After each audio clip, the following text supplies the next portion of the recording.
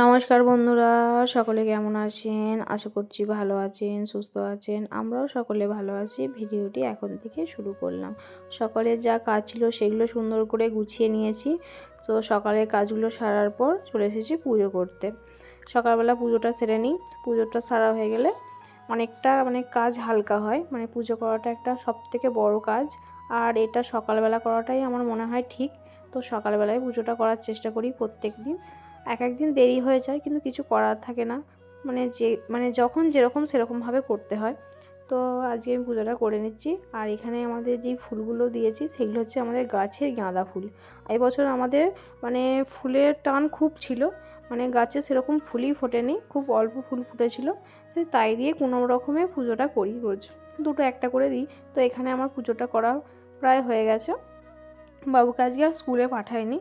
বাবুর স্কুল ব্যাগটা একটু নোংরা হয়েছে, ধুলো হয়ে গেছে বলে স্কুল ব্যাগটা কেচে দেবো। ওই জন্য বাবুকে বললাম, তোকে আজকে স্কুলে যেতে হবে না, স্কুল ব্যাগটা কাচতে হবে। তো বাবু যেহেতু বাড়ি আছে, ওই জন্য একটু রান্নাটা বেলা করেই বসালাম। তো এখানে আমার পুজোটা প্রায় শেষ হয়ে গেছে। এবার সকাল থেকে কিছু খাওয়া হয়নি, তাই জন্য পুজোটা সেরে নিয়ে তারপরে দুটো বিস্কিট আর জল খেয়ে নিচ্ছি। তারপরে আবার বাবুর জামা প্যান্টগুলো একটু ভিজিয়ে রেখেছিলাম। বাবুর স্কুল ড্রেস, ব্যাগ আর আমাদের কিছু কাপড় জামা ছিল, সেগুলো কেচে ছাদে মিলতে এসেছি। কাপড় জামাগুলো তো ছাদে মিলে দিয়ে চলে এসেছি। আর মা এখানে প্রত্যেক দিন উনুনটা ধরিয়ে ভাতটা বসিয়ে দেয়। তো অনেকটাই রান্নাটা এগোনো যায়। তো ভাতটা তো হয়ে গেছে, আর এখানে আমার ভাজাভুজিগুলো হয়ে গেছে। আজকে শাক ভাজা, সিম ভাজা আর পেঁয়াজ দিয়ে বেসন ভাজা হয়েছে। আর মাছ যেহেতু আসেনি, তাই জন্য ডিম ছিল আর পাঁপড় ছিল। ওই জন্য ডিম পাঁপড়ের তরকারি করছি। এখানে প্রথমে তো দুটো ডিম ভেজে নিয়েছি, তারপরে একটা পাঁপড়কে ছোটো ছোটো করে পিস করে তেলের মধ্যে ভেজে নিচ্ছি। তারপরে পাঁপড়গুলো ভাজা হয়ে গেলে আলু কেটেছি, আলু আর পেঁয়াজ তেলের মধ্যে দিয়ে ভেজে নিয়ে তারপরে একটু আদা আর রসুন আর হলুদ লঙ্কা রোজকার মশলা যেগুলো দেওয়া হয় সেগুলো দিয়ে দিলাম।